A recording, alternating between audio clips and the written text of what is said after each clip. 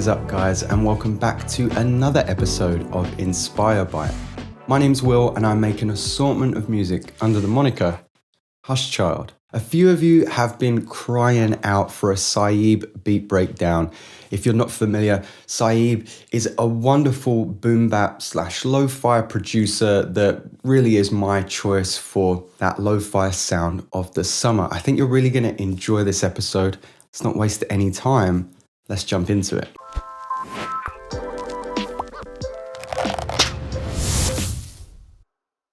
Okay, so this was such a great suggestion. So if you've shouted out Saib in the comments, I do appreciate you. He wasn't really on my radar and it's definitely taken me a few attempts to get this one right, but I think I've got something that you guys will like. You've obviously heard a snapshot of it in the introduction to this video.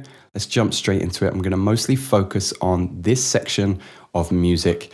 And I'm not really going to dive into the processing because if you've seen my previous episode, I've covered a lot of Lifeline console. So I'll touch upon these elements, but I'm not really going to dive into the processing of each instrument as I normally do because there's probably going to be a lot of overlap. If you haven't seen that episode already, do make sure you head over that way after this video.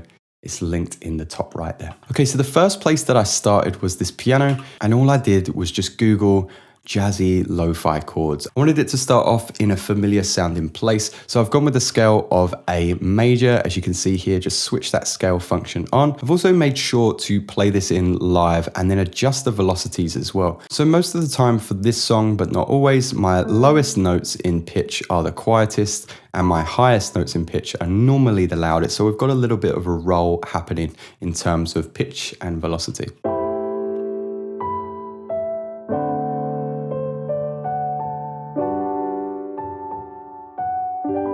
It's a lovely little loop that we could just use on its own. You already know that if you're part of the Patreon, just head over there. You can download the stems and samples from this project as well as other goodies. Something that I wanted to mention before we move away from the piano is just this little trick that I have here. You'll notice that the intro piano sounds like this. And I have another piano line grayed out above and it sounds like this.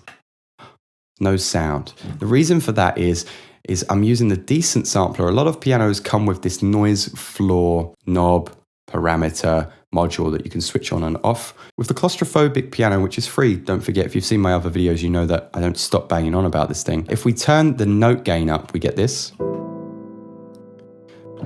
But you also notice that there's some floor noise, some pedal noise there, and that's RT and pedals, and that's all I have here. That creates a really great sense of realism for pianos like the grand piano that I've got from Ableton, just the free pack there.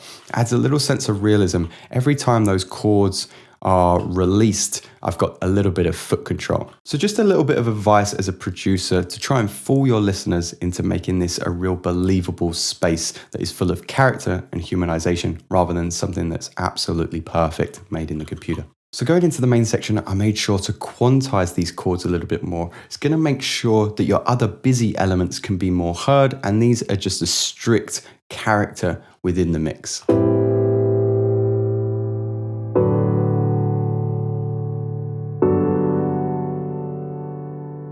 So hopefully you can hear the difference there between our intro chords and our main chord progression. The next thing that I brought in was the guitar. It's quite easy to choose a little bit of an offbeat guitar. I'm using the Ample Sound semi-hollow guitar. You've seen it feature on the channel before, and I noticed that my tracks are becoming more and more guitar focused. So hopefully that's a good thing. Do let me know in the comments if there's any other particular instruments you want to see. But as somebody who doesn't play guitar, this is such a welcome addition to my musical arsenal. Just being able to play it in like a keyboard for it to sound pretty realistic as well. There's plenty of different parameters that we can change to make it sound more strummed, more picked, harmonics, palm muting, all of that good stuff. So as long as you don't mind spending a little bit of time articulating how the notes are performed, I think you'll get good results. The first thing that I did with this guitar, I'm not really sure on the technical term, do let me know, but I did this kind of chicken scratch, almost like reggae upstroke thing here.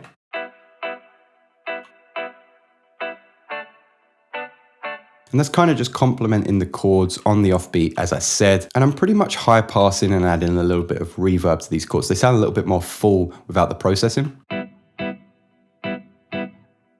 So just high passing it and construing the EQ with EQ8 there, and then adding Lifeline Expanse. Just add in a little bit of slapback reverb, a little bit of delay as well. And then just add in a little bit of saturation on the high end and compressing that guitar there with Lifeline Console. To accompany those little offbeat triads that I've programmed in, which are just copying some of the lowest notes in the piano, I've got this little arpeggio as well. And this is kind of more of a washed out shoegaze feel.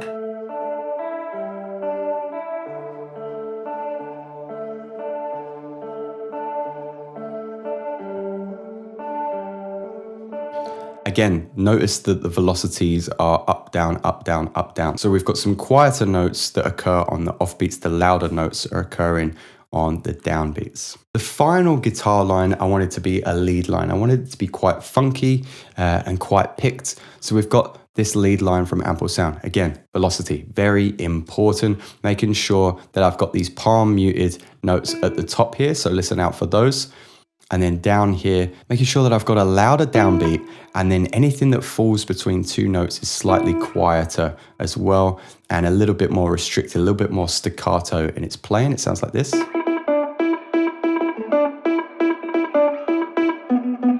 It would sound so much more different if I took these notes and just made sure that they were all the same velocity. So you want to make sure that there's that humanization there, and that's also why these notes So you want to make sure that there's that humanization there, and that's also why these notes aren't really quantized. And I've coupled that guitar with another guitar that's just panned to the right, and it's playing 7 semitones above. It's a little bit more washed out than the last guitar that you heard. Again, the plugins on these using a lot of Lifeline Expanse and Console here, and they're just the EQ to restrict those frequencies that I want to be heard or not heard. See how much more muffled those guitars are without the use of Lifeline. So let's play all of those elements together.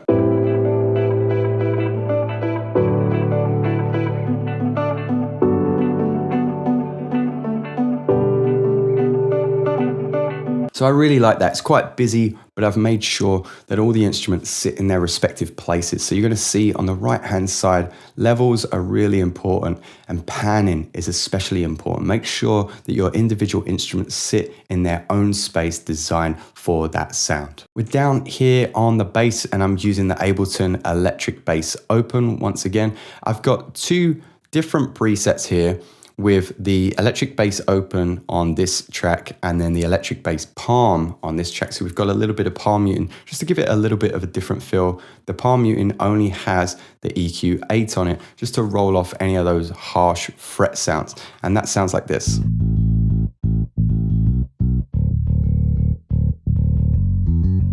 And finally, I'm met with the brass. There's 3 brass elements, and I'm using Opus or East-West. Still haven't cancelled that subscription. They are bleeding me dry, but the sounds are impeccable. So with the first Opus trumpet line, I'm using the Goliath preset, and I'm met with 3 legato notes, and then a stab, and then 2 offbeat stabs here.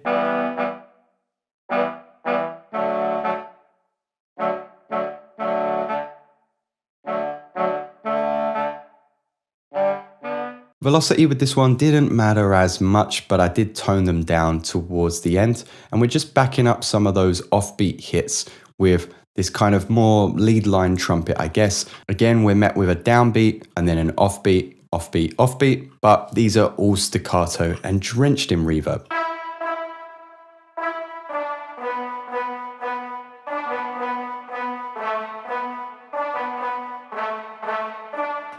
You'll notice that they're not really quantized as well. I want this track to sound really human, as if it was recorded in the studio. And then finally, this is going to sound a bit weird, but I've got these legato trombone notes.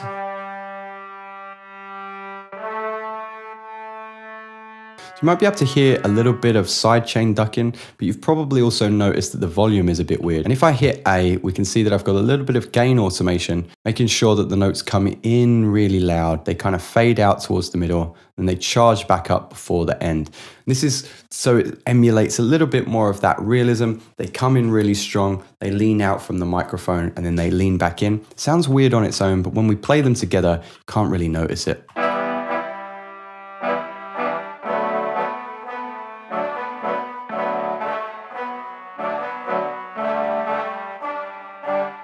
Let's listen to all my melodies together so you get a sense of what is going on.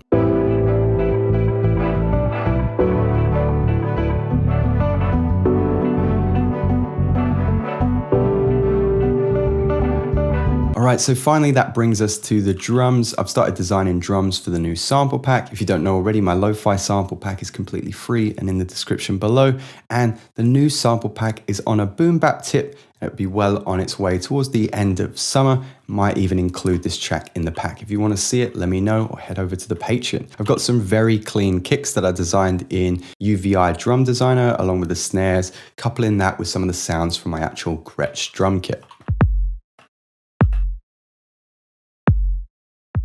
Almost like a tennis ball kick, this one, with a little bit of subbiness just to elongate the tone of the drum there. The envelope follower here is just to send to the bass track so that anytime the kick plays, some of those low frequencies at around 43 hertz are just ducked a little bit so that those two really warm frequencies aren't fighting for center attention. Then we got the snare. About 3 sounds layered together there to make the snare tone. Got some ghost notes and a one shot there to again give it a little bit of realism. It's all about velocity. Got some claps, pretty self-explanatory, really tight with the EQ, a line delay just to set them a little bit wider. And then a bunch of different sounds with the hi-hats. First thing you'll notice is just straight down beats, the first beat being the loudest, second beat being a little bit quieter to emulate a drummer's performance. But once I programmed them in, it was about adding the live tambourine, pitching that down a little bit, some open hi-hats, and then some noise that you'll hear on the offbeats, pretty much in any space where the hi-hat doesn't play. Again, to give it a sense of realism, make it a little bit more interesting than just a straight hi-hat pattern.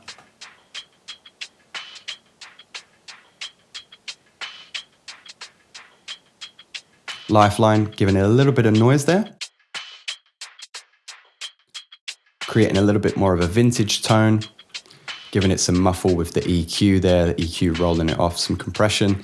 A little bit of wear module, just warping the pitch ever so slightly. Let's put all of the drums together.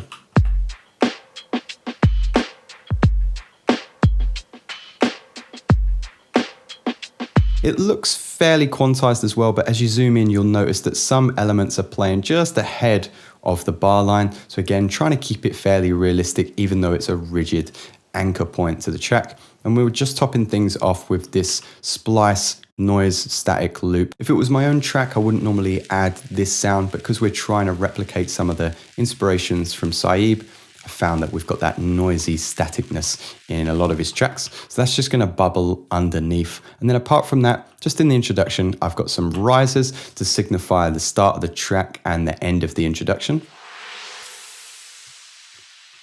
And that offbeat kind of chicken scratch guitar, again, if I'm using the wrong term, do correct me in the comments.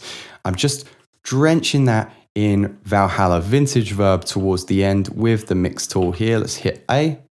You can see that I'm drenching that all the way to about 50%. And I'm also just rolling off some of the high end as well, so it becomes more distant in the introduction to the song. Let's listen to everything together. Let me know what you think in the comments below.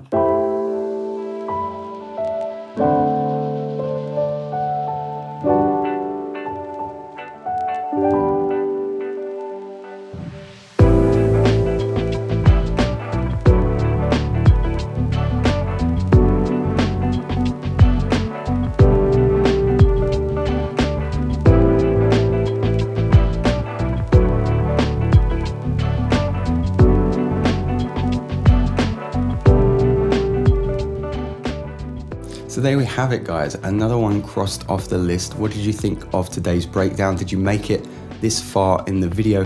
Not sure whether to carry on this one and maybe release it, maybe do a collaborative release. You know that if I do, I'm going to be using DistroKid to support all my collabs and put them out to streaming services. They make it super easy to use the splits tool to make sure that both collaborators or all collaborators get an even split of the revenue. I wouldn't want to release my music with anybody else. Now, moving on, I featured a little segment in my last episode with Excite Audio, just to underline in some of the music that I've been listening to. So I'm always looking to the future for what the next moves are going to be in musical trends and generally just what albums I'm most excited about. And it's looking like it's going to be a little rock themed summer, especially towards the end of the year. We've got releases from Muse, Panic at the Disco, Def Havana. What do you want to see in future content and what albums are you most excited about this year? Should we keep it strictly on an electronic, hip-hop, lo-fi tip, or do you want to see some more pop rock inspired music and breakdowns? Do let me know. I'd greatly love to hear your opinion. As always, guys, I thank you so much for stopping by. Food on the mind. Thank you so much for stopping by, and I'll see you next time.